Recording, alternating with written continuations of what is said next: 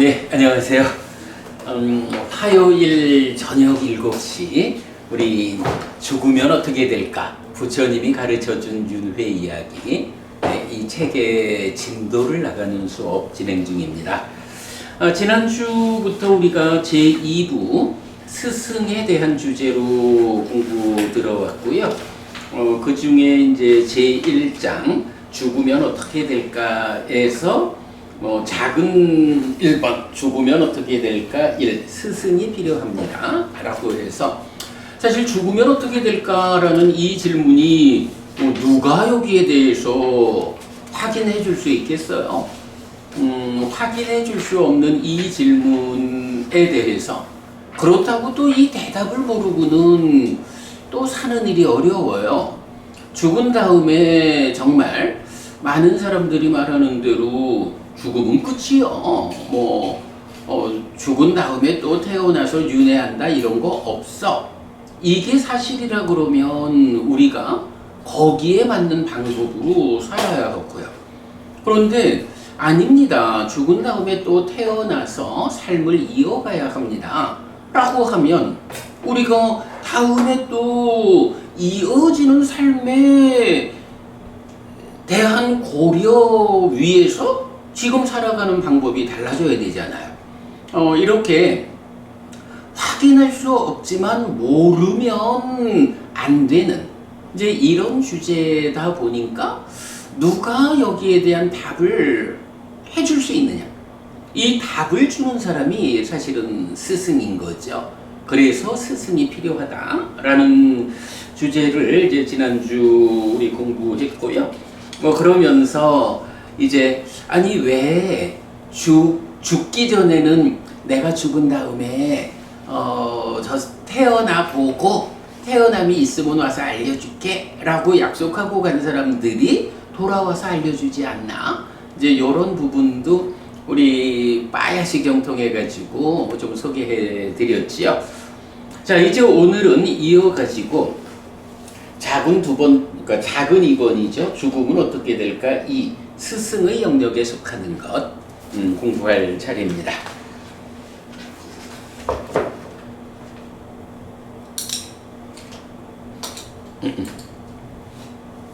자, 책 87쪽 보겠습니다.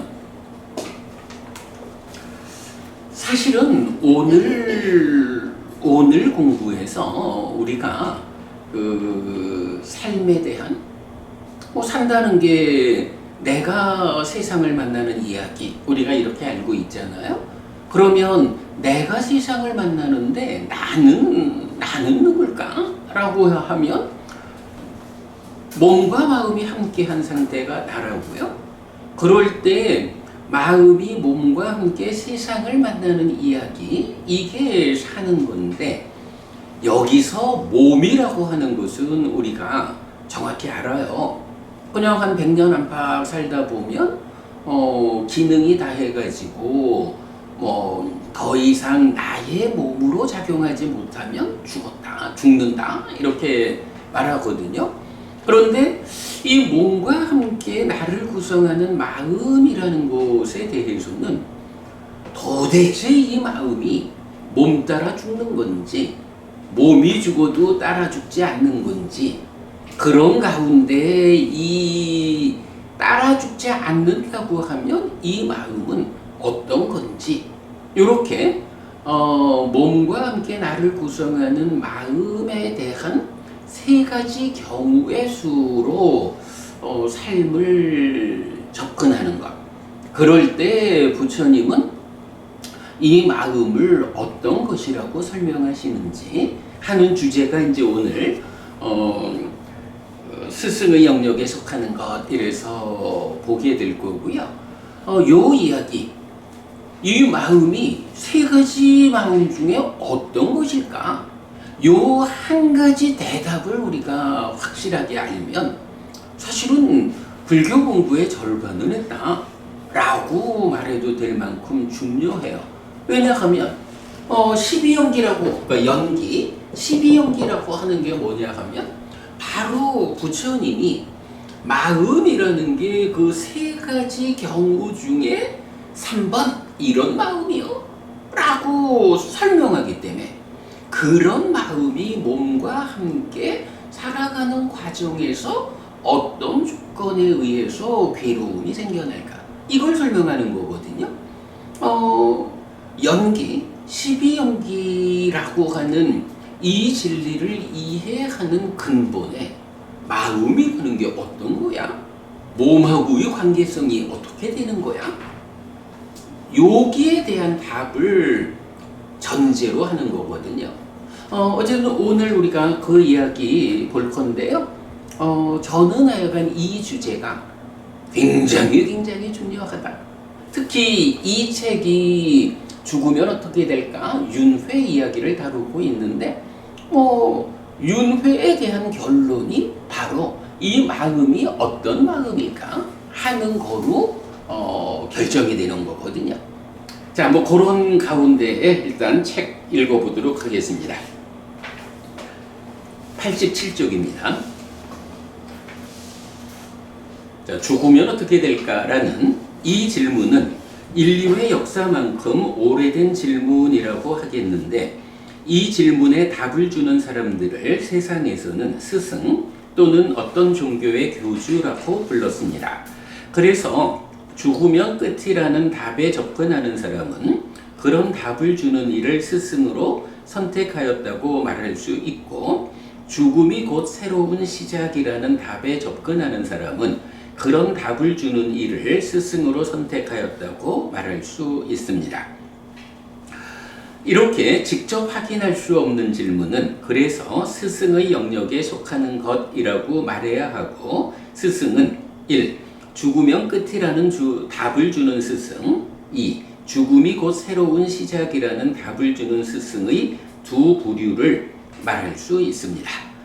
자, 이렇게 우리가 죽으면 어떻게 될까라는 확인할 수 없는 이 질문, 이제 여기에 대한 답을 주는 사람이 스승이다.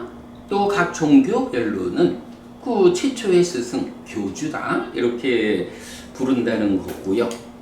이런 표현, 이 질문은 인류의 역사만큼 오래된 질문이다. 사실 그렇죠. 우리가 교과서를 봐도 인간이 가족과 더불어 어떤 종족 이렇게 사회생활을 하는 그때부터도 이미 죽음이라는 문제, 죽음 이후와 관련한 다양한 설명들이 나타나고 있죠. 어쨌든 하여간 인간이 나라고 하는 이 존재성에 생각이 미치기 시작한, 달리 말하면 약육강식, 오직 생명을 유지해야 한다라는 이 한 가지 문제에만 집중하지 못하고 살아가는데 어떻게 내가 괴로움이 적고 행복이 많은 이런 삶을 살 수 있을까라고 하는 동물과 차별되는 인간성, 이제 이런 역사에서부터는 이미 죽음이라는 문제, 죽은 다음에 나는 어떻게 될까 하는 이 주제를 고민했다, 이렇게 볼 수가 있겠어요. 자, 그래서 죽음 이후를 놓고 말할 때, 자, 죽으면 끝이다라고 하는 답을 가지는 사람들, 이런 사람은 왜 죽으면 끝이라고 생각해요? 라고 물어보면 결국은 이거는 내가 뭘 알아가지고 그러는 게 아니고, 내가 학교에서 배우든 종교에서 배우든 마음이라는 것이 몸에서 생겨나는 거, 뇌에서 생겨나는 거, 이래서 몸이 죽으면 마음이라는 것은 더 이상 존재할 수 없습니다. 요렇게 배우는 거예요.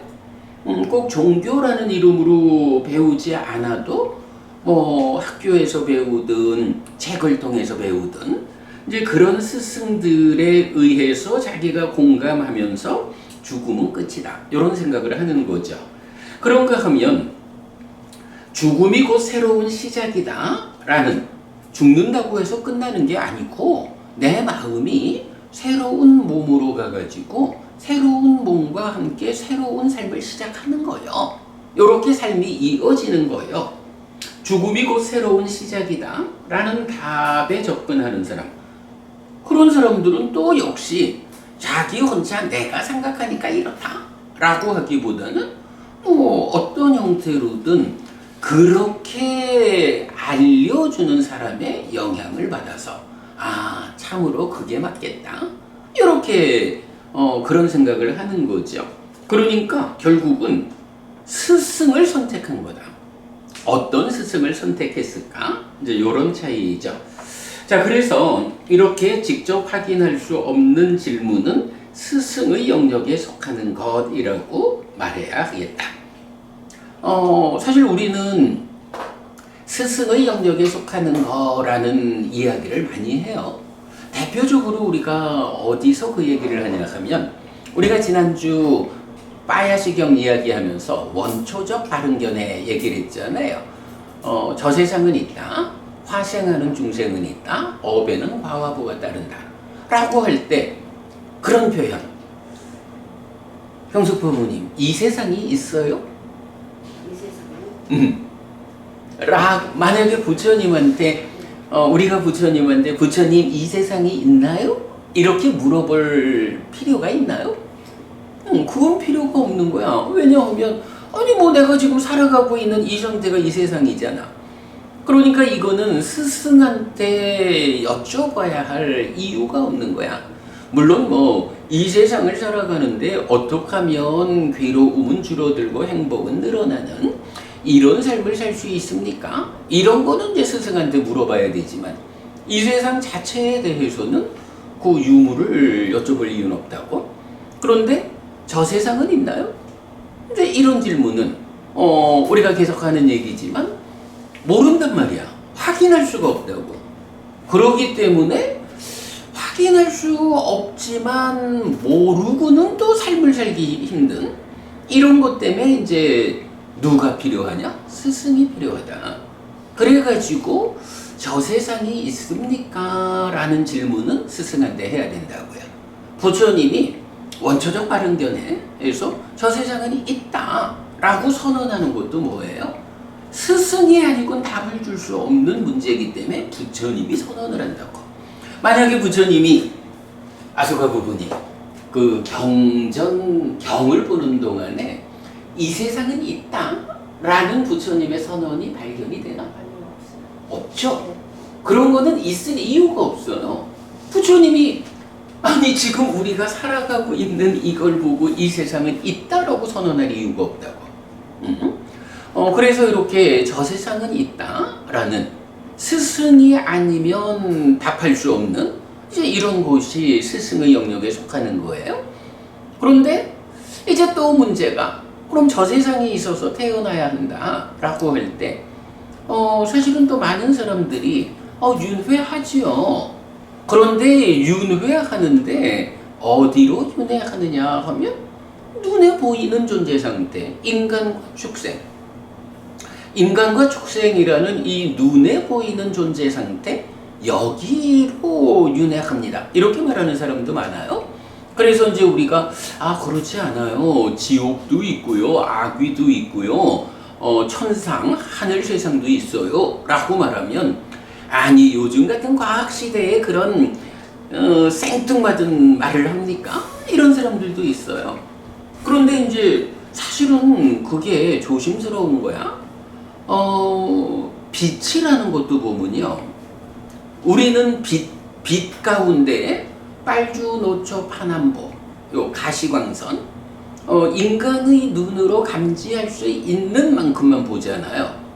그러면 빛이라는 것이 실제로 그거밖에 없나요? 아니라고? 빨주, 노초, 파남보의 바깥쪽에 적외선도 있고 자외선도 있고 우리 눈에 보이지 않는 것이 있다고. 그러면 기계의 도움을 받으면 빨주노초 빠남보 밖의 빛도 우리가 인지를 하잖아요. 마찬가지로 중생들의 삶이다 라고 하는 것이 인간과 축생만 있느냐, 아니면 우리 눈에 보이지 않는 어떤 존재 상태가 있느냐, 이제 이 부분도 확인이 필요하다고. 그런데 가시광선 밖의 것은 기계를 통해서 확인할 수 있는데, 이런 존재 상태, 보이지 않는 존재 상태는 어떻게 확인할 수 있는가? 있다 없다 확인이 돼야 되잖아요. 그럴 때 이제 깨달은 자인 부처님은 그걸 본다고. 어떻게 보는 거죠? 수행을 통해서, 수행의 힘으로 보는 능력을 키우니까 이제 인간과 축생 말고 지옥이라는, 악이라는, 천상이라는 이런 존재들을 본다고. 만약에 우리가 부처님한테 부처님, 테란스파 네 가지 존재 상태 중에 태생이나 난생이나 습생이 있나요? 이렇게 물어봐야 하나요? 그건 의미가 없어요. 경이 정의하는 대로 태생이라는 것은 어머니의 태로서 태어나는, 난생이라는 것은 알로서 태어나는, 습생이라는 것은 뭐 경에서는 그렇게 말하죠. 뭐 물웅덩이거나 부패한 음식 가운데에서 태어나는 뭐 이런 거 습생이요. 이런 거는 부처님한테 물어보지 않아도 우리가 알아요. 그거 뭐 부처님한테 물어보자 하면 그 말이 안 되지. 그러나 그렇게 테란습으로 구성된 인간과 축생 말고 정말로 우리 눈에 보이지 않는 존재성, 빛으로 보면 가시광선 밖에 있는 빛이 있는가? 라는 것을 기계에 의지해서 알듯이, 이렇게 존재 상태가 인간과 짐승 말고 정말로 우리가 지옥을 갈 수도 있고 악귀로 태어날 수도 있고 하늘의 신으로 태어날 수도 있는가? 경숙부부님, 사실 여기에 대한 답을 아는 건 굉장히 중요해요. 그죠? 우리가 꿈을 소박하게 꾸면 안 되지만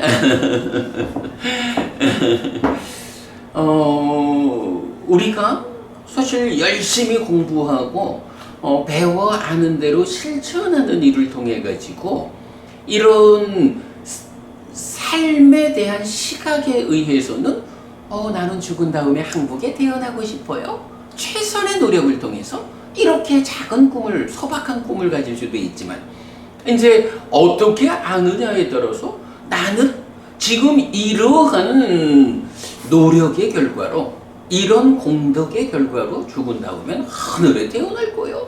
인간하고는 비교되지 않는 행복한 삶을 살 거예요. 이게 달라진다고요. 태어나는 자리라고 하는 것은 내가 어디를 지향하느냐라는 것이 태어남의 자리에 큰 영향을 미친단 말이에요. 이러기 때문에 알아야 한다고. 그러면 그렇게 우리가 직접 보아 알지 못하는 이런 문제에 대해서는 부처님, 그러면 지옥이라든가 악귀라든가 천상의 신이라든가 우리가 보지 못하는 이런 존재들이 부처님 당신은 깨달았다라고 하는데, 그 수행이 완성된 깨달음, 그 눈에 의하면 있습니까? 없습니까? 확인해 주십시오 라고 우리가 요청할 수 있죠. 바로 그런 질문에 대한 대답을 부처님이 화생하는 중생은 있다 라고 해서 지금도 우리는 인간이라는 존재 상황을 가지고 있지만 인간과 지금 축생이 눈에 보이는 가운데 하나의 공간을 차지하고 있고, 그러나 지금도 우리 눈에 보이지 않는 다른 물질 구조에 의한 존재 상태로 지옥도 있고 악귀도 있고 천상도 있다고요. 서로 간의 삶의 터전이 다르니까 영향을 어떻게 미치는지 하는 부분은 별개겠고, 그러면 이제 지금 살아가면서도 우리가 눈에 보이지 않는 어떤 조건들이 내 삶에 영향을 미치는 것인가? 이런 데 대한 답을 구할 때도 그렇고, 무엇보다도 이제 죽은 다음에 깨달아 윤회에서 벗어나지 못하는 그런 상태라면 나는 죽은 다음에 어디에 태어날 것인가? 이 부분을 결정할 수 있잖아요. 그래서 어떤 곳으로 내가 가고자 하느냐, 이제 이런 지향성을 생각하면 인간과 축생을 제외한 나머지 화생이라고 하는 존재 상태가 있느냐라는 것을 확인해야 하는 건 굉장히 중요하다고요. 그러니까 그 부분은 우리가 직접 보지 못하니까 어떻게? 스승이신 부처님한테 여쭤보는 거죠. 그래서 화생하는 중생은 있다 라고 하는 이 선언도 뭐예요? 스승의 영역에 속하는 거라고요.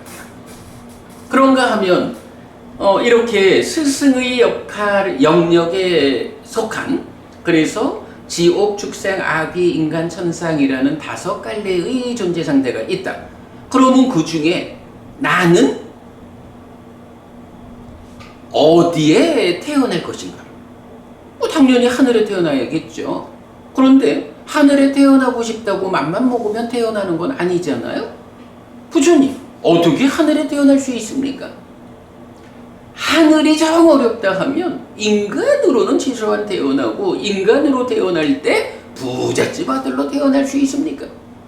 이런 부분을 우리가 답을 모르니까 부처님한테 질문해야 되죠.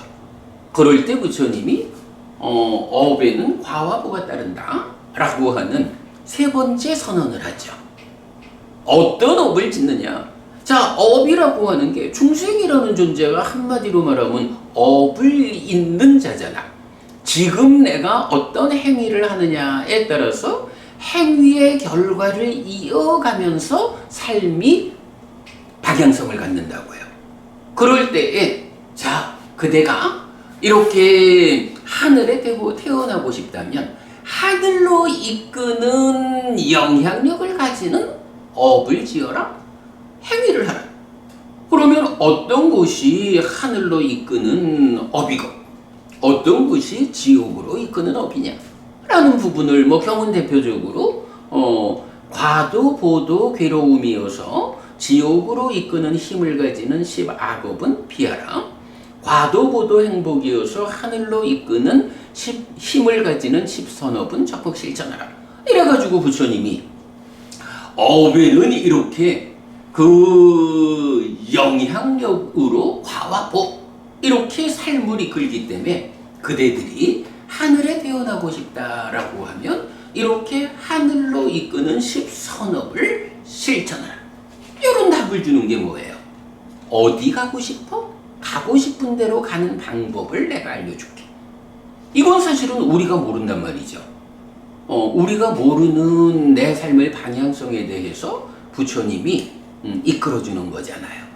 이렇게 우리가 답을 모르는데, 그러나 답을 알아야만 내 삶이 향상할 수 있는, 더 나빠지지 않을 수 있는 이런 문제, 바로 이런 문제가 스승의 영역에 속하는 것이다. 우리는 그렇게 표현하고 있는 거죠.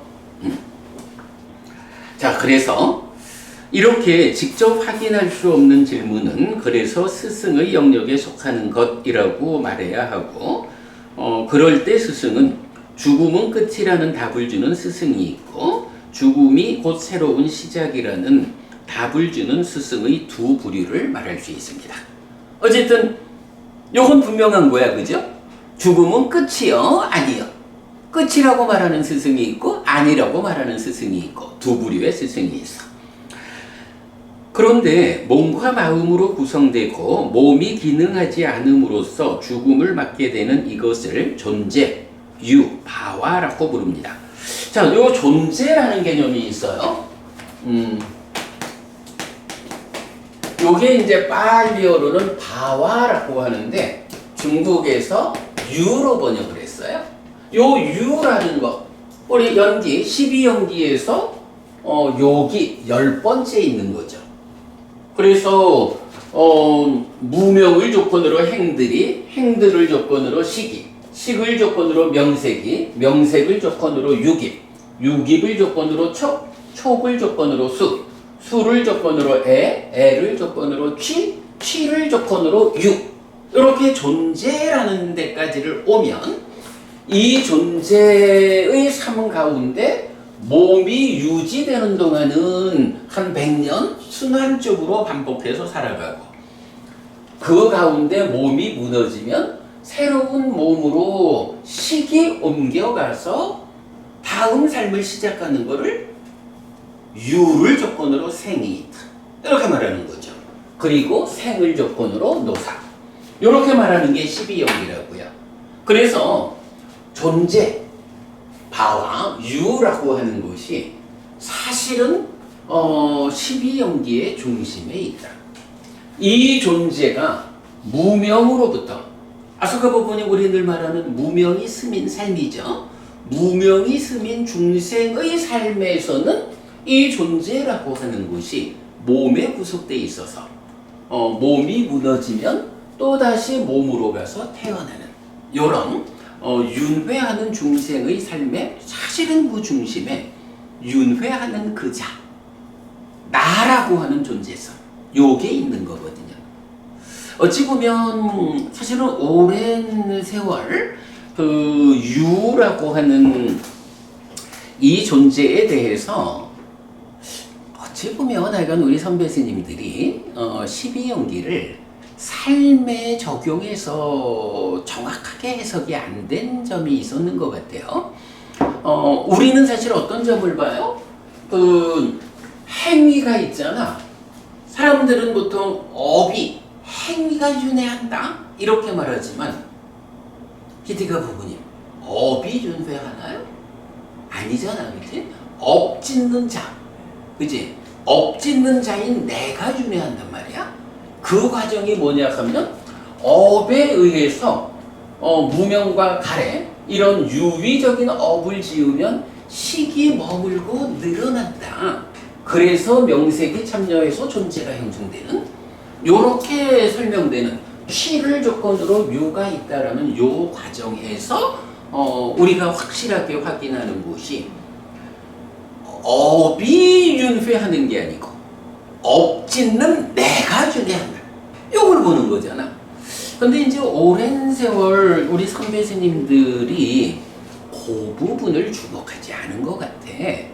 그러다 보니까 존재라는 것을 놓고 이런 업지은 자, 그래서 업의 결과로 식이 머물고 늘어나서 명색이 참여해서 순간순간 변화하는 존재성, 요 부분에 대한 명확함이 좀 그게 없었다고 봐야죠.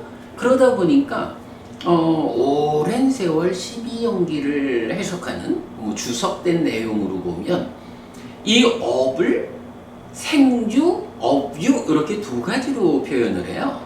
태어남으로써의 업이 있다. 그러니까 업유, 생유. 그러니까 행위로서의 존재가 있고, 그러니까 업유, 생유, 태어남으로의 존재가 있다. 이런 식으로 유를 업유, 생유 이제 해석을 하고 있거든요. 내가 볼 때는 그런 해석은 바로 이렇게 행위가 주체가 아니고, 행위가 윤회하는 게 아니고 행위자인 시기, 내 마음이 삶의 주체고 또 그게 윤회한다 라는 이 삶의 주체성에 대한 시각의 차이가 좀 있는 것 같아요. 이제 그런 점이 좀 아쉽기는 하지. 그러나 이제 어쨌든 우리가 이제 이렇게 그려내는 데서 하여간 요 식이 머물고 늘어난다라는 것을 거듭거듭 강조하는 이유가 행위가 윤회하는 게 아니고 행위자인 내가 윤회하는 거예요. 요것 때문에 그렇잖아. 이제 바로 그런 행위자로서의 나, 행위, 업을 있는 자, 행위가 있고 이 행위의 주체인 행위자가 있다고. 이 행위자가 행위를 이어가지고 변화하는 이제 이런 삶이 육존재라는 거죠. 이렇게 우리가 존재, 그 바와 유, 12용기의 10번째 지분 이 부분을 이해해야 해요. 자, 그래서 이제 그 부분을 놓고, 그런데 몸과 마음으로 구성되고 몸이 기능하지 않음으로써 죽음을 맞게 되는 이것을 존재, 육바와라고 부릅니다. 나는 나라는 존재인 것이지요. 그래서 여기서는 이제 죽음은 끝이라는 답을 주는 스승 요 얘기죠. 일은 마음이 몸과 함께 하는 동안만 존재 상태를 유지하고, 이는 죽음 이후에도 마음이 새로운 몸과 함께 존재의 상태를 이어가게 됩니다. 이렇게 죽음은 마음이 기준이 되는 존재의 개념으로 연결됩니다. 그죠? 죽음이라고 하는 거를 이렇게 나라고 하는 존재에게서 몸과 마음의 이 관계성으로 보아야 하는 거죠.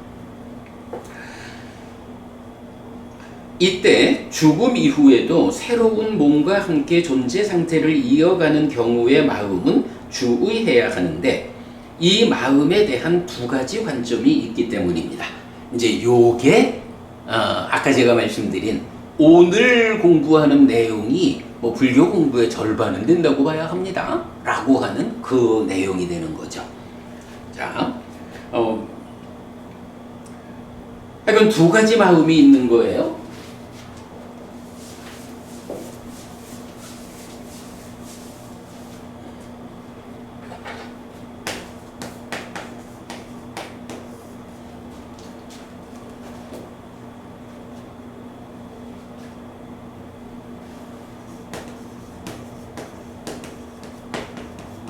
죽으면 끝이라는 마음, 그리고 죽음이 새로운 시작이라는 마음. 이렇게 이제 크게 보면 두 가지로 마음을 구분할 수 있는데, 이제 여기에서 조심하자라고 하는 게, 이 죽으면 새로운 시작이다, 몸 따라 마음이 죽는 게 아니다 라고 할 때, 요런 마음은 또다시 두 개로 구분이 된다는 거예요. 그래서 한 가지 관점은 이게 참된 것이다. 그래서 참된 것, 본질이고 완전하고 불변이고 불생불멸이라는 관점이다. 참된 것이다 보니 이것이 존재의 중심이고, 몸은 여기에 따라오는 부수적 요소가 됩니다. 부수적인 것으로의 몸과 함께 존재 상태로 있다가 몸의 기능이 다하여 죽으면 참된 것인 마음은 옷이 낡으면 갈아입듯이 새로운 몸을 만나 존재를 유지한다는 관점입니다. 요렇게 마음을 참된 것이라고 보는 관점이 하나 있고, 그런가 하면 다른 한 가지는 마음이 참된 것이 아니라는 관점.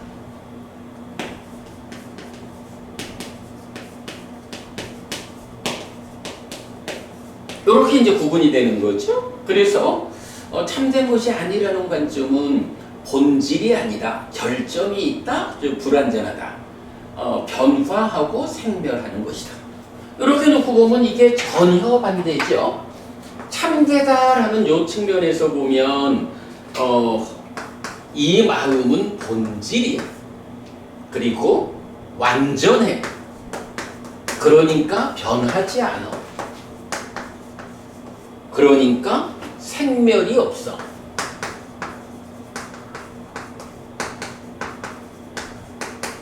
그런데 여기에 비해서 참되지 않다라는 관점에서는 어떻게 마음을 보느냐 하니, 기본적으로 뭐 그대로 반대지요. 본질 아니야.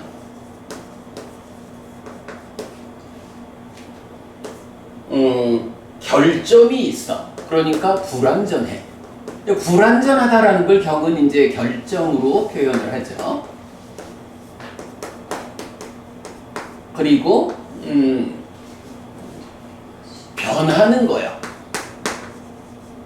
그래서 변화하니까 생멸이 따르는 거야. 이렇게 이제 구분을 하는 거죠. 자, 그러면 이제 마음이라는 것은 몸과의 관계성에서 이제 세 가지의 관점을 갖게 되는 거예요. 1번, 죽음은 끝이다라는 이런 마음이 있고, 그런가 하면 죽음이 새로운 시작이다라는 관점에서는 그런데 그 몸 따라 죽지 않고 삶을 이어가는 마음이 참된 것이야 라는 게 또 하나가 있고, 아니야, 그 마음이 참되지 않은 것이야 라고 하는 세 가지 마음에 대한 관점이 있다. 사실은 나는 아소카 부분이 우리 처음에 이 책 만들 때 요 부분 서술하면서 우리가 굉장히 좀 공감했었죠. 이 몸과 마음의 관계로 나를 설명할 때 일반적으로 많이 쓰는 교리를 요렇게 세 가지 관점의 마음 요렇게 서술을 한 것이 굉장히 잘 서술을 했다, 이렇게 이제 얘기를 했었거든요. 자, 이제 보면 다른 한 가지는 마음이 참된 것이 아니라는 관점, 본질 아닌 결점, 불완전, 변화, 생멸입니다. 참된 것이 아니다 보니 참된 것이 아닌 몸과, 그러니까 마음이 참된 것이 아니다라고 하니 몸이 참된 것일 수도 없잖아요. 그래서 참된 것이 아닌 몸과 대등하게 함께함, 즉 몸에 구속되어 비로소 존재 상태를 형성하는 것입니다. 몸의 기능이 다하여 죽으면 참되지 않은 마음은 다시 대등한 구성 요소인 몸을 만나고 구속되어서 존재 상태를 다시 형성하게 됩니다. 자, 이렇게 이제 마음에 대한 세 가지, 이때 그 몸에 구속된 마음, 그리고 마음은 몸의 구속에서 벗어날 수 있을까 하는 거 우리 제1부 1장에서 죽음과 죽지 않음 이쪽에서 살펴보았고요. 자, 넘어갑니다. 그래서 마음에 대한 관점은 세 가지로 분류됩니다. 1. 이 몸과 함께하는 동안만 존재 상태를 유지하는 마음. 죽음은 끝이니까. 2. 부수적인 몸과 함께하고 존재의 중심인 참된 마음. 아여서 본질, 완전, 불변, 불생불멸. 3. 대등한 몸과 함께하여 존재를 구성하는 참되지 않은 마음. 무아. 본질 아닌 결점, 불완전, 변화, 생멸. 이때 1은 몸이 무너져 죽으면 마음도 소멸하여 존재가 끝난다는 의미로 단견 또는 단멸론이라고 불리는데, 자연과학을 근거로 삶을 보는 유물론으로 대표됩니다. 그래서 이제 이렇게 그 몸과 마음의 관계로 그 존재라는 것을 놓고 보면, 근데 이제 문제는 이 존재라는 게 어떤 거죠? 결국은 존재라고 하는 것이 몸이 무너진 다음에 또다시 몸으로 가서 태어나가지고 늙음, 죽음, 슬픔, 비탄, 고통, 고대, 절망 등 괴로움을 겪어야 하는 거잖아요. 이렇게 이제 괴로움을 겪어야 한다라는 것을 어쨌든 삶이 그렇다라고 보니까 여기에서 이제 어떤 문제가 생겨나요? 바로 이 몸과 마음이 함께한 것으로의 존재를 놓고 이 존재는 괴롭다라고 하는 문제가 있는 거죠.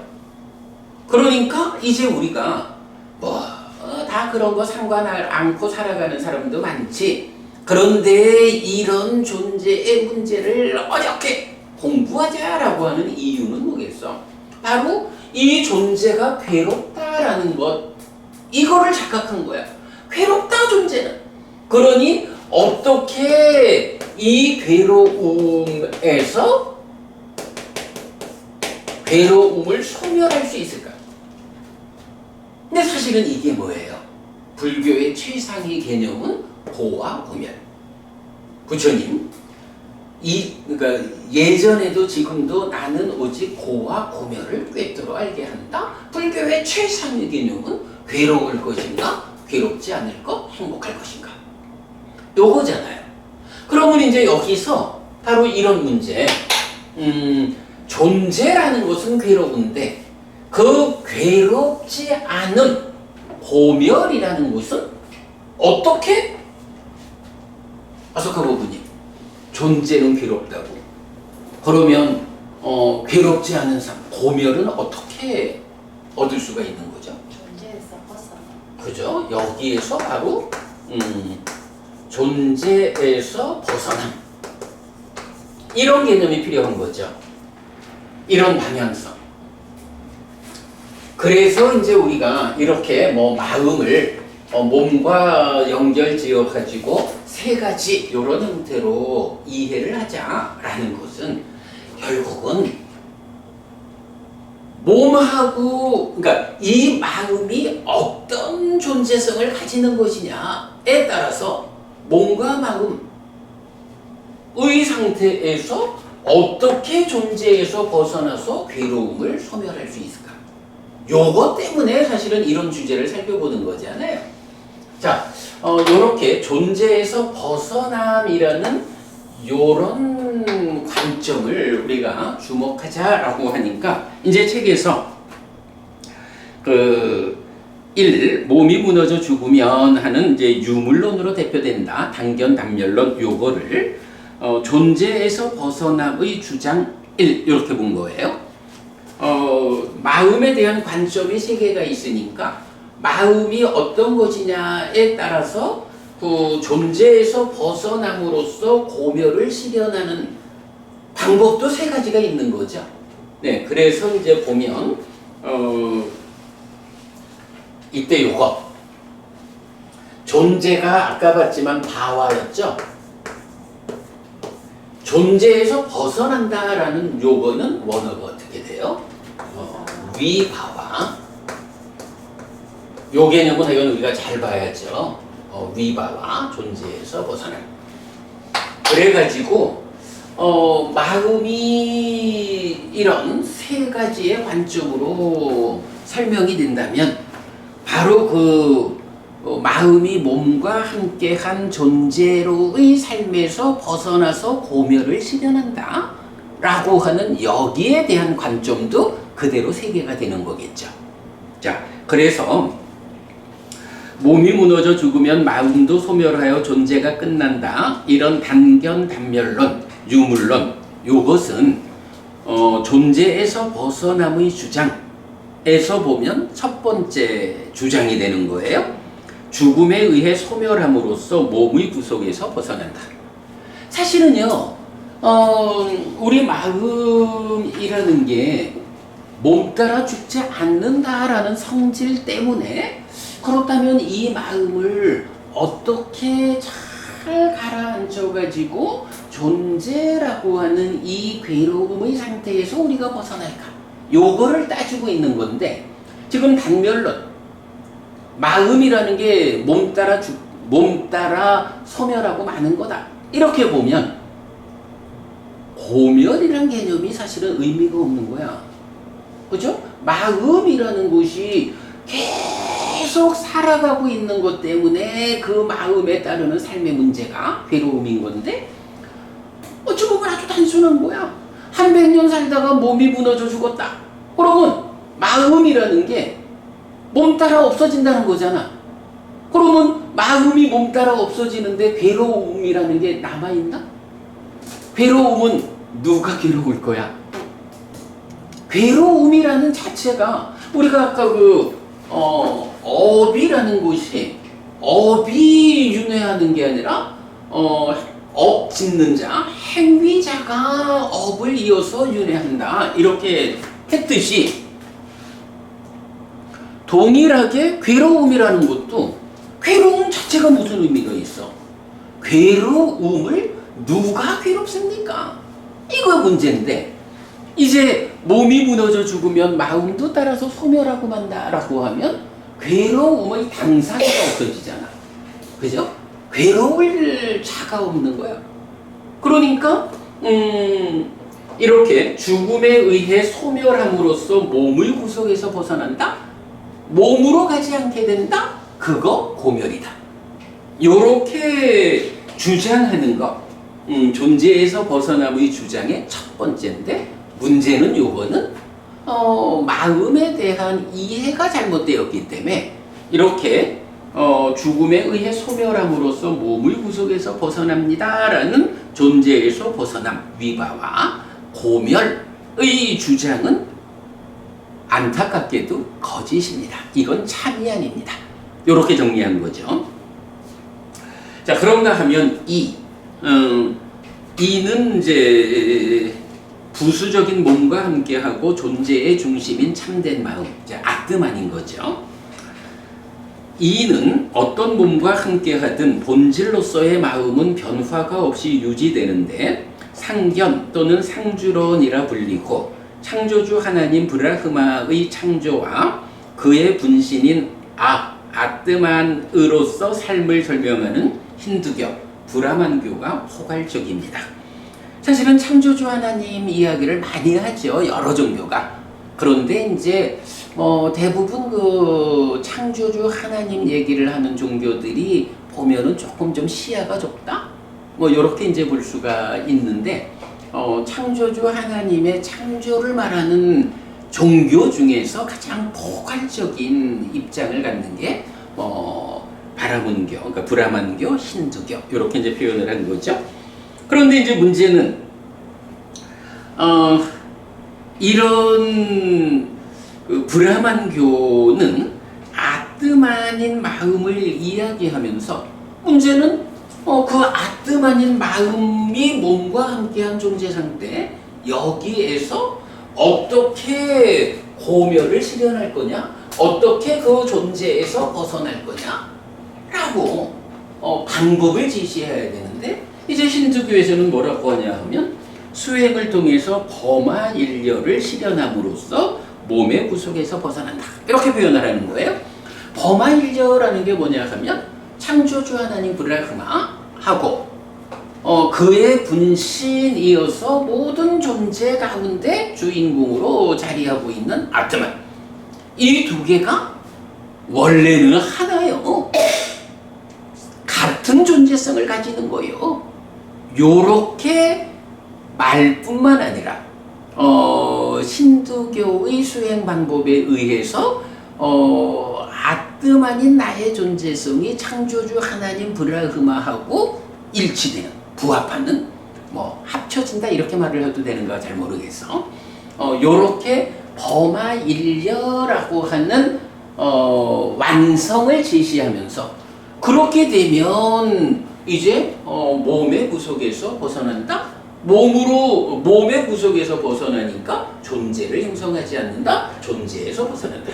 이제 이렇게 말을 하는 거예요, 힌두교에서. 그런데 이런 주장은 사실일까라고 하면 사실이 아니다. 이것도 참이 아닌 거짓이다. 이렇게 이제 정리를 한 거죠. 자, 그 다음에 이어서 삼은, 여기서 삼이라는 것은 이제 무아인 마음, 본질 아니다, 결점, 불완전하다, 변화 생멸하는. 삼은 몸과 대등하게 함께하여 존재를 구성한 뒤 삶의 과정을 누적하며 변화하는데 무아와 연기로서 삶을 설명하는 불교입니다. 이렇게 이제 단멸론, 그리고 힌두교라는 상주론, 그리고 세 번째로 두 가지 다 아닌 불교, 이렇게 세 번째 마음에 대한 관점을 제시하는 거죠. 자, 그런데 이렇게 그 불교가 설명하는 마음은 어떤 마음일까? 그 존재성, 이러면 몸과 대등하게 함께하여 존재를 구성한 뒤 삶의 과정을 누적하며 변화한다. 아소카 고구님, 요거 이렇게 그 몸과 대등하게 함께하여 존재를 구성했다, 그리고 삶의 과정을 누적하며 변화한다, 요런 마음을 뭐라고 불러요? 연기된 식. 네, 그게 연기된 식인 거죠.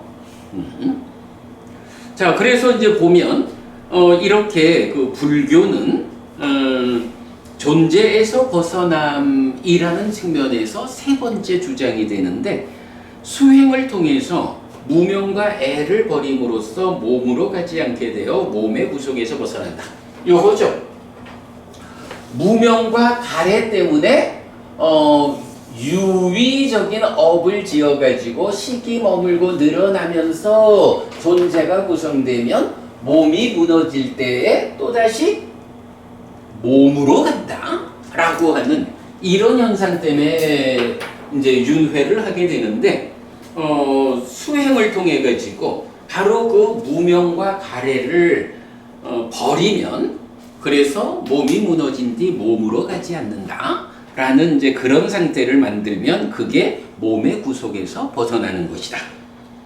그러면 수행이라는 것은 어떤 수행이냐 라고 하면, 우리 자주 말하는 거죠. 불교에는 하나의 수행 체계가 있다.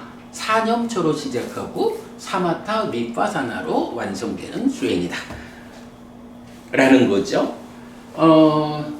사실은 이런 부분은 공부를 우리가 좀 경에 입각해서 하면 기본적으로 부처님 수행은 사념초로 시작하고 사마타 위파사나로 완성되는 거, 이거는 그냥 한눈에 우리가 알 수 있는 건데, 많은 사람들, 특히 수행자들도 경에 의해서 부처님의 안내를 잘 따르지 않다 보니까, 며칠 전에도 이제 어떤 수행자 한 분하고 이제 통화를 좀 했어요. 그랬더니 이제, 스님, 이게 불교는 윗바사나라고 하는 이 수행에 의해서 부처되는 거 아닙니까? 깨닫는 거 아닙니까? 이제 이런 얘기를 하세요. 그래서 예, 타당합니다. 타당한데, 그렇다고 해서 그렇게 윗바사나로 깨닫는다 라고 단적으로 말하면 안 됩니다. 왜냐하면 그렇게 말을 해버리면 다른 어떤 관계성 다 배제하고 윗바사나면 돼 이렇게 표현하는 건데, 사실은 그 말을 틀렸다고 말할 수는 없는 게, 윗바사나로 번뇌를 부숨으로써 무명이 버려지는, 이게 사실은 윗바사나가 소멸 누진으로 깨닫는 거니까 그 말을 틀렸다 할 수는 없는데, 그냥 윗바사나로 깨닫는다 이렇게 말을 하면 이제 여기에 어떤 부작용이 생겨요. 이제 세상에서는 그 오랜 전통의 과정에서 윗바사나는 윗바사나인데 앞에 선행하는 과정은 좀 덮어두고, 그죠? 덮어두고 이런 표현을 하잖아. 순수 윗바사나, 마른 윗바사나라고 해서, 마른 윗바사나라는 말은 뭐냐 하면 삼매의 습기, 그 표현이 그래 나오는 거예요. 삼매의 습기 없이 바로 윗바사나를 한다. 말하자면 삼매 필요 없이 윗바사나를 하는 거예요. 그래서 삼매라는 습기가 없는 윗바사나, 이래서 마른 윗바사나 이렇게 표현을 하거든요. 그러니까 삼매라는 거 없이 그냥 딱 앉아 가지고 무상고 무아를, 이런 접근 방법이 된다고요. 순수 윗바사나라고 하면 사마타 윗바사나가 짝을 이루어서 가는 건데, 여기서 이제 조금 그 사마타 윗바사나에 대한 경의 입장에 좀 차이가 있지만, 사마타 없이 윗바사나, 이렇게 사마타와 윗바사나라는 혼합된 관점 아니고 사마타 배제하고 순수하게 윗바사나로 이렇게 표현하는 게 순수 윗바사나거든.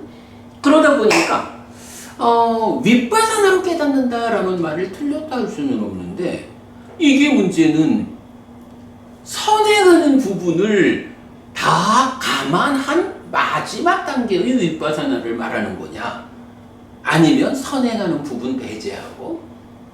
아스가 부부님, 요거 우리가 비슷하게 볼 수 있는 게 하나 있죠. 예를 들어서 심이라고도 의라고도 식이라고도 하는 그거, 마음에 대해서 세 가지로 말하잖아요. 그런데 이거를 심의 식이라는 세 가지 마음을 그냥 그대로 읽어가지고 심과 의와 식은 하나여 이름만 달라. 요렇게 마음을 이해하면 사실은 부처님이 설명하는 깨달음의 길을 못 간다고. 거기에서 우리가 무엇을 말해야 돼요? 우리가 H2O의 비유 이래가지고 얼음이라고도 물이라고도 수증기라고도 하는 이것이 잘못하면 얼음과 물과 수증기가 똑같은 거예요. 이렇게 이해를 해버릴 수가 있잖아. 그런데 현실은 어때요? 온도라는 조건에 따라서, 그죠? 온도가 0도씨 이하가 되면 똑같이 H2O인데 얼음이라 부르고, 0도에서 100도까지는 물이라 부르고, 100도 이상은 수증기라 부르잖아.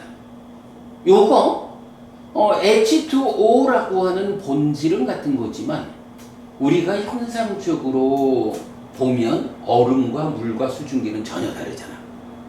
그래서 요거를 온도라는 조건에 따라서 얼음이라고도 물이라고도 수증기라고도 하는 H2O, 요렇게 읽어낼 수 있어야 우리가 사는데 불편이 없다고. 마음도 마찬가지거든. 심의식, 심이라고도 의라고도 식이라고도 하는 그거라고 경이 말하지만, 그러니까 세 가지는 같은 거예요. 요렇게 보면 조건에 따라 삶의 과정에서 어떻게 생겨나서 어떤 일을 하고 어떻게 문제를 해결하는지, 요런 마음에 대한 조건의 차이를 보지 못하고 심의식은 하나라고 보면 사실은 부처님이 설명하는 삶을, 수행을 이해할 수 없다고. 그러하듯이 이제 4념초로 시작해서 사마타 윗바사나로 완성되는 이런 수행을 앞에 4념초로 시작하고 사마타와 윗바사나가 짝을 이루어 가지고 시메탈 헤이타라는 요런 구조를 포괄적으로 보지 못하고 그냥 윗바사나가 마지막 단계니까 이렇게 윗바사나로 깨닫는다라는 한 가지만 말하다 보면 잘못해서는 자칫하면 4념초로 시작하고 사마타 윗바사나가 짝을 이루는 이런 선행하는 것들에 의한 전체적인 수행의 관점을 놓칠 수가 있죠. 그런 부분을 이제 우리가 좀 잘 보완해야 해서 요번에 이제 그 수행자가 스님 그렇지 않습니까? 윗바사나로 깨닫는 거 맞잖아요. 맞습니다. 그런데요, 부부님 조심하셔야 되는 게 그냥 무조건 윗바사나로 깨닫는다라고 단적인 표현만 하다 보면 그 앞에 전제가 되는 4념초로 시작하고 사마타가 짝을 이루어져야 하는 이런 포괄적 관점으로 접근하지 못할 수가 있고, 그런 경우에 부부님 순수 윗바사나 마른 윗바사나 이러면서 깨달음으로 이끌릴 수 없는 수행으로 접근할 수 있습니다. 부부님 뭐 조심해야 됩니다. 내가 이제 그렇게 이야기를 했거든요. 뭐 조금 이제 엇나갔지만, 자 어쨌든 이제 그래서 존재에서 벗어나는 방법으로 이제 차민 주장 3 요거는 수행을 통해 무명과 애를 버림으로써 몸으로 가지 않게 되어 몸의 구석에서 벗어남 이랬을 때 그 수행은 어떤 수행입니까? 4념초로 시작하고 사마타 윗바사나로 완성되는 수행입니다. 요 부분을 놓치면 안 되겠다 라는 이야기고요. 자, 그 다음에 이제 여기 그 몸과 대등하게 존재를 구성한다? 누가? 마음이잖아. 이럴 때 이제 불교에 제가 별표를 했는데 그 별표 부분 12번 상류타 61번 배우지 못한 자 경은 차라리 몸을 아의 관점에서 접근할지언정 마음은 아의 관점에서 접근하지 않아야 한다고 말합니다. 요거 무슨 얘기죠? 그죠? 10년, 100년도 유지되지만 네. 마음은 그렇지. 그렇죠.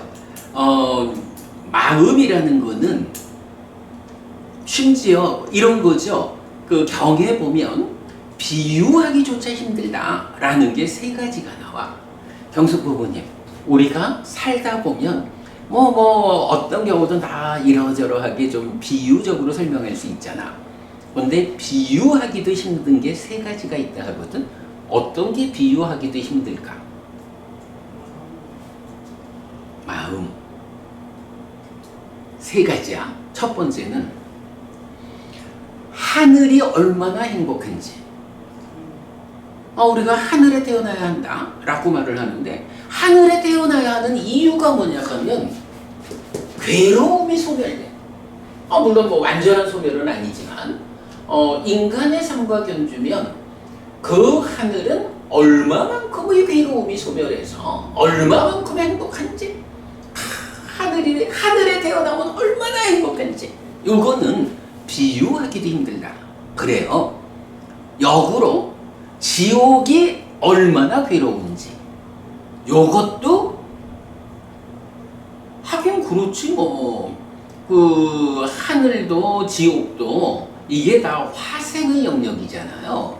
인간 몸을 가지고 있는, 지금 인간 몸하고 다른 구성을 가지고 있기 때문에 그 상태에서 얼마나 행복하고 얼마나 괴로운지 하는 것을 참 우리가 이해하기 어렵죠. 그러니까 부처님 비유하기도 힘들다 그래요. 그리고 세 번째가 뭐냐 하면 마음은 마음인데 그냥 마음이 아니고 마음이 얼마나 빨리 변하는지, 마음이 얼마나 빨리 변하는지 또 비유하기도 힘들다 그래요. 그런데요, 우리 왜 영화를, 옛날에 그 영화를 뭐라 불렀어? 활동사진이래 불렀잖아. 그리고 활동사진이라는 게 결국 뭐예요? 그 필름 하나가 쭉 연결되어 있는 거잖아.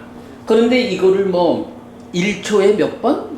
1초에 그 사진 몇 장 이상 빠르게 나가면 이게 각각 끊어진 사진으로 보이지 않고 이어진 거로 보이잖아. 그러니까 우리가 영화 볼 때 각각의 끊어진 사진으로 인식하지 않잖아. 그러하듯이 각각 끊어져 있는 것도 빠르게 진행되면 이어진 하나로 보인다고. 이제 경에서는 그래. 내가 비유하기조차 어렵다라고 요 표현이 이렇게 세 가지에서 나오는데, 그래도 하늘이 얼마나 행복한지는 비유를 해줘요. 비유하기도 어렵지만 그래도 비유를 부처님이 해주거든. 지옥이 얼마나 괴로운지도 비유하기도 어렵지만 그래도 부처님이 비유를 해줘. 그런데 부처님이 비유를 하지 않는 게 하나 있어. 그게 뭐냐 하면 마음이 얼마나 빨리 변하는지, 이거는 부처님이 비유해주는 장면이 안 나타나. 그러다 보니까 이제 어떤 문제가 있냐 하면 이게 참된 거, 아뜨만이라는 거하고 참되지 않은 거, 무아라는 거하고가 있잖아. 그런데 이제 우리가 이제 방금 보았지만 불교적인 입장에서는 3번 참되지 않다, 무아다, 마음이라는 게 요렇게 이제 불교의 입장이 있잖아. 힌두교에서는 아뜨만이라는 참된 것, 요렇게 이제 이해를 하잖아요. 그런데 이게 활동사진을 예를 들어 정지시켜 놓고서 보면 이게 그냥 하나의 연결된 과정으로 보이지만 사실은 끊어진 사진이네, 이렇게 알 수 있듯이 확인할 수가 있는 거야. 그런데 문제는 이 마음이라는 건 너무, 그러니까 비유할 수도 없을 만큼 빨리 변하다 보니까 그 마음이 요 순간 요런 마음, 요 순간 요런 마음, 요 순간 요런 마음, 요거를 보완하지를 못하는 거야. 그걸 보완하지 못하면 어때요? 마음이 하나로 보일 거 아니야. 완전히 영화처럼 이어진 이래가지고 마음에 대해서 이제 사람들이 오해를 하는 거예요. 이 마음이라는 것은 참된 거 아뜨만이다. 왜냐하면 그 변화 과정을 보지 못하니까. 변하지 않는 거. 요런 거니까, 마음은 아뜨만이다. 요렇게 이제 오해를 하게 되는 거예요. 그런데 이제 부처님은 요 부분에서, 조심하자라고 말하는 거거든. 배우지 못한 자경에서. 자, 생각을 좀 달리 해보자. 마음이라는 거를 아뜨만이라고 생각하는 이유가 뭐냐 하면 너무 빨리 변하기 때문에 그 변화를 보지 못할 뿐이야. 사실은 무지하게 빨리 변해. 부처님 눈에는 그게 보이는 거 아니야. 그런데 몸이라는 건 어때요? 몸은 변하는 걸 우리가 알죠. 히티커 부부님 60년 전에는 참 예쁜 가시나 이랬겠지 뭐. 근데 이렇게 변했잖아.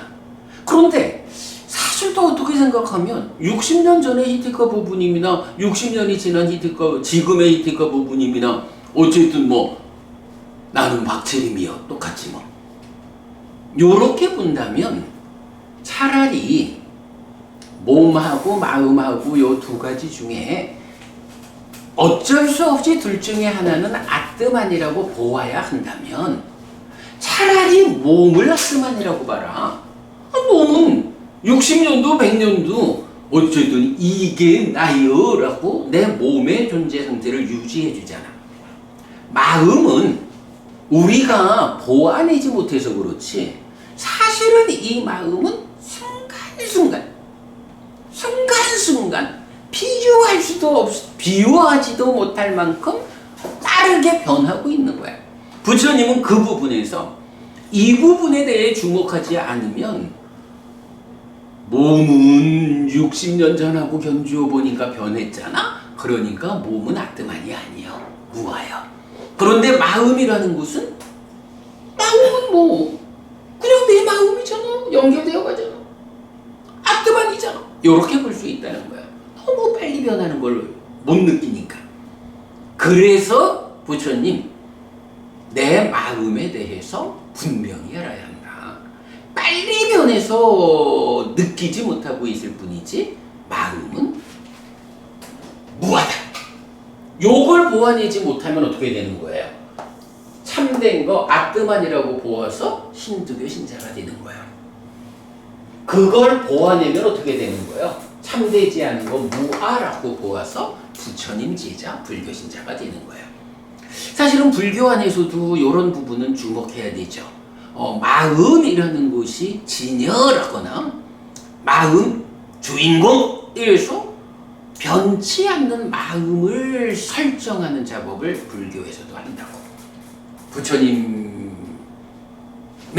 가르침으로 보면 그 부분 곤란한 거죠. 자, 어쨌든 이제 이렇게 그 존재에 대해서 그러니까 마음에 대해서 세 가지 관점이 있다 보니까 그 마음이 몸과 함께 한 것으로 이 존재를 놓고 이 존재가 괴로움이다. 그렇다면 어떻게 괴로움을 소멸할 것이냐? 괴로움에서 벗어날 것이냐? 라고 하면 그 존재를 소멸함으로써 벗어나야 되는데 이 존재라는 것이 어떤 구성을 보이느냐? 존재를 구성하는 마음은 어떤 것이냐? 이렇게 포괄적으로 함께 좀 설명해 봤어요. 제가 볼 때는 마음을 세 가지 관점에서 보자. 그러면 그 세 가지 관점의 마음에 따라서 존재에서 벗어남에 의한 고멸의 실현, 여기에 대한 관점이 달라진다 라는 거. 사실은 이게 부처님 깨달음의 본질이지요. 그래서 시작하면서 제가 이제 그 얘기를 한 거예요.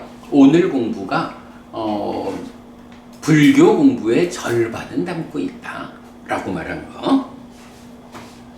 자, 아무튼 이제 다시 말씀드리지만 배우지 못한 자 경에서 마음이 너무 빨리 변하기 때문에 그 변화를 인지하지 못해서 아뜨만이라고 보는 중생들의 관점, 부처님은 그 부분을 아주 경계해서 차라리 몸을 아뜨만이라고 할지언정 마음을 아뜨만이라고 하지 마라! 라고 단정적으로 말씀을 해주시는 것. 예, 그거 놓치지 않도록 하겠습니다. 삶에 대한 시각은 결국 마음에 대한 이 세 가지 중 어떤 관점을 선택하느냐의 문제라고 해야 합니다. 일의 마음을 선택하면 유물론자가 되고, 이의 마음을 선택하면 아의 윤회를 말하는 일반적인 종교신자가 됩니다. 그리고 삼의 마음을 선택하면 무아의 윤회를 말하는 불교신자가 됩니다. 이렇게 보니까 단과 상을 극복한 연기라고 말하는 불교, 무아로서 윤회를 설명하는 불교, 이 부분이 정확해지는 거죠. 중에 의해 설해진 법을 주제로 하는 12번 상류따 15번 까짜나 곧다 경은 연기를 바른 지혜로 보면 일의 마음을 극복하고, 연멸을 바른 지혜로 보면 이의 마음을 극복한다고 알려줍니다. 요거는 우리 독성집에서 그 까짜나 곧다 경 소개하고 있는데, 요거는 제가 수업 보고에서 링크해서 보여드리도록 하겠습니다. 물론 선택이 곧 확인은 아닙니다. 선택은 선택일 뿐입니다. 그러나 그 선택에 의해서 그의 삶은 달라집니다. 선택을 함으로써 그 관점을 선언한 사람을 스승으로 맞이하게 되고, 그 스승이 중심인 종교가 있다면 그 스승을 교주로 하는 종교의 신자가 되는 것입니다. 해서 삶의 방향성을 결정하게 되죠. 이렇게 확인되지 않는 주제는 스승의 선택을 통해 결정됩니다. 그래서 이런 주제는 스승의 영역에 속한 것이라고 불러야 합니다. 어쨌든 확인되지 않는 주제, 요거는 내가 누구를 스승으로 선택하느냐에 의해서 결정된다. 그래서 스승의 영역에 속한 것이라고 불러야 합니다. 그리고 이 책은 3. 무아의 윤회를 선언한 오직 한 분, 정등각인 부처님을 스승으로 하여 결정된 이야기를 정리한 책입니다. 부처님을 스승으로 선택한 사람, 즉 불교 신자를 위한 바른 신앙을 안내하기 위함입니다. 사실은 우리가 다 알고 있는 단상을 극복한 연기로의 불교, 그래서 부처님이 설명하는 사는 이야기, 마음이 몸과 함께 세상을 만나는 이 이야기에서 알아야 되는 마음은 어떤 것일까? 여기에 대해서 1, 2, 3 세 가지 마음 중에 세 번째 마음을 설명하는 게 불교다라는 건 사실 우리가 다 잘 알고 있는 거예요. 그래서 무아인 마음, 연기된 식의 윤회, 이런 결론을 이제 정확히 하는 건데, 이제 그 부분을 이렇게 서술하는 과정은 좀 어려웠지만, 제가 생각할 때는 요 서술 부분은 참 잘 쓰여진 글이다 라고 생각을 하고 있어요. 자, 그래서 이제 여기 보면 무아의 윤회를 선언한 오직 한 분에서 별표했는데, 그 무아에 접근하는 두 가지 관점이랬어요. 그래서 1. 아의 산을 오르는 사람과 무아의 산을 오르는 사람 해서 아산과 무아산, 이제 뒤에 그림 있는데 잠시 이따 보고요. 그 다음에 두 번째로는 세 가지 삶의 방식에서 소유의 삶, 존재의 삶, 해탈된 삶 이래서 소유의 삶과 존재의 삶은 아산이고 해탈된 삶은 무아산이다. 이렇게 했는데 뒤에 있고요. 그 다음에 이제 부처님을 스승으로 선택한 사람에서 별표 2개 했거든요. 이제 맞지 마니까요. 56번 우빨리경이나 몇 개의 경에서 보면 이런 표현이 나와요. 그렇게 법을 보고 법을 얻고 법을 알고 법을 관통하고 의심을 건너고 불확실에서 벗어나고 자기 확신을 얻고 스승의 가르침에서 다른 스승을 의지하지 않게 됨. 부처님을 선택한 사람, 불교신자가 그 모범된 불교신자의 상태를 이렇게 표현하는 거예요. 그렇게 법을 본다, 법을 얻는다, 법을 안다, 법을 관통한다. 그래서 이 법에 대해서 의심을 건너고 불확실에서 벗어나고 자기 확신을 얻고 스승의 가르침에서 다른 스승을 의지하지 않게 된다. 요런 사람이 부처님을 스승으로 선택한 사람, 즉 불교 신자다. 자, 넘어가서 이제 그림 같이 보겠습니다. 자, 첫 번째 있는 그림이 이제 90쪽. 아산과 무아산으로 이해하는 세상에서 소유의 삶, 존재의 삶에서 해탈된 삶으로 이랬는데요. 요건 뭐 우리가 이제 자주 하는 얘기지만 경숙법부님 그런 얘기 들어보셨지요? 그 산이 있어. 그러면 산으로 올라가는 길은 여러 개가 있잖아. 등산로는 많잖아요. 그런데 어떤 길로 올라가든지 산 꼭대기 가면 다 만나죠. 그래서 이제 세상에서 종교를 놓고도 사람들이 뭐라고 하냐 하면 뭐 종교가 다양하다 해도 결국은 꼭대기 가면 다 만나는 거니까 어떤 종교든 간에 굳이 뭐 차별 지을 게 없습니다. 올라가면 다 만납니다. 이렇게 말을 한다고. 그런데 산을 올라가서도 만나지 못하는 경우가 있어요. 어떤 경우냐 하면 다른 산을 오르는 경우야. 세상 모든 사람들이 하나의 산을 오르고 있는데 그 산 뒤에 있는 다른 산을 오르는 사람이 있어. 그러면 앞에 산이 꼭대기에 가서 그 산으로 같은 산을 오른 사람들은 꼭대기 가서 만나겠지만 그 뒤에 있는 다른 산을 오른 사람은 꼭대기 가도 못 만나잖아. 그죠? 이럴 때 세상에는 삶을 보는 시각에는 두 가지 산이 있는 거예요. 하나는 어쨌든 참되다. 내 마음은 참된 것이다. 라고 하는 참된 존재성 위에서 삶을 이끄는 종교가 불교라는 하나의 종교를 제외하고는 사실은 모두가 그렇다고. 어떤 식으로 표현을 하든지 거기에 참된 존재성이라는 게 바탕에 깔리는 거예요. 그래서 이제 세상 사람들이 말하듯이 뭐 꼭대기 올라가면 다 만날 건데 거기에 뭐 종교의 차이를 말하느냐? 요런 이야기에 속한 종교들 가르침들은 올라가면 다 만나. 어떤 산을 올라간다고? 마음을 참된 것으로 보는, 나의 존재성을 참된 존재성으로 보는 요런 세상의 모든 종교는 다 올라가면 만나. 그래서 그 산을 아의 산이다. 아산 이렇게 이름을 붙인 거죠. 그런데 그런 아의 산과 같지 않은 떨어져 있는 다른 산이 하나 있어. 어떤 산이야? 무아라는 산이 있는 거야.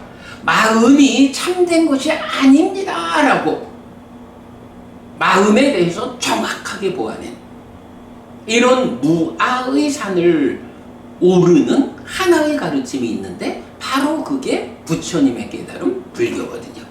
그래서 아의 산을 오르는 모든 종교들이 꼭대기에 가서 만난다 할더라도 무아의 산을 오르는 불교는 꼭대기에서 만나지 못한다. 이런 차별이 불교만의 특징이다. 자, 그래서 이제 보면 여기 이제 그림은 재밌게 그려져 있어요. 아의 산은 욕계, 색계, 무색계 이래가지고 소유의 삶, 존재의 삶 이렇게 이제 산이 서 있어. 그런데 무아의 산은 보면 옆으로 90도 옆으로 누워 있죠. 왜냐하면 이거는 불교라는 무아의 산은 아의 산을 놓고 그 산보다 더 높은 산 요렇게 표현을 하는 게 아니에요. 그죠? 더 높은 산 요거는 욕계보다는 색계가 더 높고 색계보다는 무색계가 더 높고 무색계에서도 무소유초보다 비상비비상자가 더 높고 요렇게 높이를 말할 수 있는 거잖아. 그런데 불교는 어때요? 비상비비상초보다 더 높은 곳에 있는 어떤 요렇게 말하지 않잖아. 여기서 말하는 위바와 존재에서 벗어남이라는 의미거든. 그러니까 아의 산이라고 하는 이 존재성 위에서 삶을 설명하는 이런 가르침들, 이런 존재성에서 불교는 벗어나는 산이라고. 그래서 무아의 산은 90도 옆으로 누워 있는 산이야. 그래서 이제 그 이야기를 이제 어떻게 벗어나느냐 하는 것을 수행의 과정을 표현했고요. 그래서 이제 끝에 도착하면 해탈된 산 해가지고 아라한을 성취한다. 이때 아의산이라는 것은 전도된 상심 견해에서 상락 아정의 전도됨. 무아산은 전도되지 않은 상심 견해에서 무상고 무아 부정이라는 존재의 범위 안에서 벗어나는 과정, 무상고 무아 부정이고, 무아산의 꼭대기에 올랐다. 꼭대기에 온 건 뭐야? 산을 이제 정복했으니까 존재로부터 벗어남이 실현된 거죠. 열반이 실현된 거죠. 그래서 무아산의 꼭대기는 랑무아라고 하는 열반이 실현된 거야. 완전한 경지는 요 하나뿐. 요렇게 이제 아산 무아산이란 그림으로 존재에서 벗어남을 설명하고 있고요. 요렇게 이제 무아에 대한 접근성. 그 다음에 이제 밑에 있는 또 하나 그림이 세 가지 삶의 방식이랬는데, 요것도 이제 우리가 굉장히 강조하는 그림이죠. 중생들이 살아가는 삶의 방식이 있고, 그런가 하면 중생들의 삶의 방식은 이제 유명한 철학자 있잖아요. 에리히 프롬. 에리히 프롬 이런 사람이 소유냐 존재냐 이렇게 선언을 한다고. 그래서 인간인 우리가 내 거라고 하는 소유에 치우쳐 가지고 오직 소유하려는 이 마음으로 삶을 살아내면 거기에서 결국은 경쟁이 있고 다툼이 있어서 괴로움이 생깁니다. 이거를 이런 내 거라고 하는 소유를 넘어서 가지고 존재 자체를 오롯하게 드러내 봅시다. 그러면 여기서 경쟁할 일이 없어. 내 거라는 개념 없이 서로 너는 너의 존재로 귀하고 나는 나의 존재로 귀하고, 이러니까 경쟁할 게 없고 다툴 게 없잖아. 그러니까 내 거라고 하는 소유에서 비롯되는 괴로움이 없다고. 에리히 프롬은 이렇게 소유냐 존재냐 라고 하는 삶의 이야기를 한다고.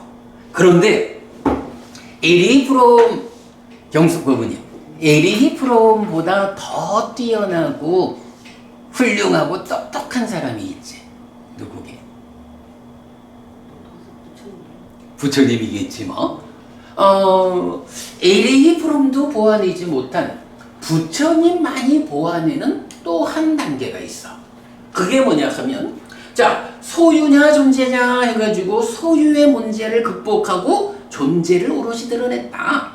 이러니 내거 하자라는 관계성의 측면에서 경쟁, 다툼, 괴로움이 해소가 된 거야. 그런데 문제는 존재라고 했는데 그 존재가 어떤 거냐고. 이런 참되지 않은 마음이 몸과 함께한 존재 상태잖아. 그러니까 이 존재 상태는 괴로움의 상태라고.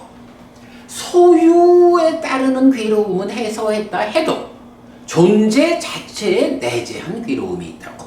기본적으로 하늘에 태어났다, 새끼 무새끼 신으로 태어났다 해도 그도 늙어야 하고 죽어야 하는, 최소한 이런 문제는 있고, 우리가 모르지만 신들의 삶 가운데도 그들대로의 괴로움이 있겠죠.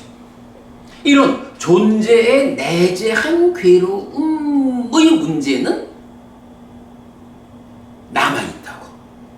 이럴 때에 바로 그 존재에 내재한 문제를 해소하는 부분까지는 보지 못하고 존재성을 더 높이 올라간 게 뭐야? 아산으로 올라가는 거죠. 그런데 오직 무아의 산이란 어떤 산이야? 부처님만이 깨달아서 가르쳐주는 존재의 내재한 문제까지도 해소함으로써, 말하자면 생사 문제가 다 해결된, 더 이상 몸으로 가지 않아서 몸의 구석 때문에 생겨나는 중생들의 일체의 아픔이 완전하게 해결된 이런 상태를 열반 이렇게 말하잖아. 존재의 문제까지도, 그러니까 존재에 내재된 문제까지도 해소하고 완전한 행복이 실현된 이제 그런 삶을 뭐라고 불러요? 근데 우리가 이름 붙인 거죠. 해탈된 삶 이렇게 붙인 거죠.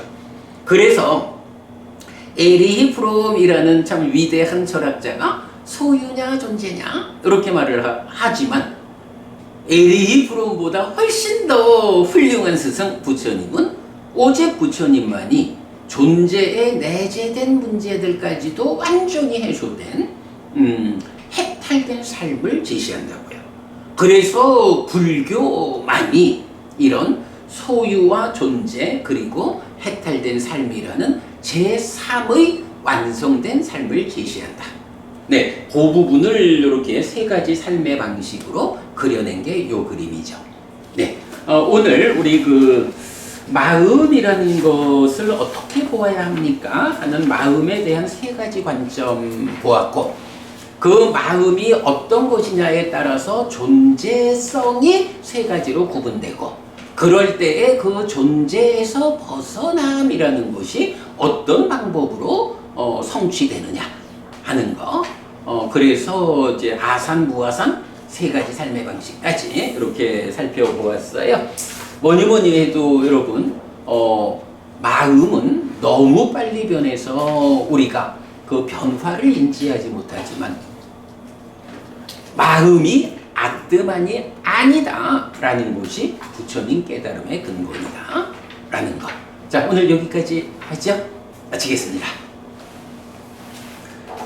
삼마삼부토 바가와 스와카토 바가와타 담모 수빠티빤노 사와카 상보띠 생전은 적군과 계시다.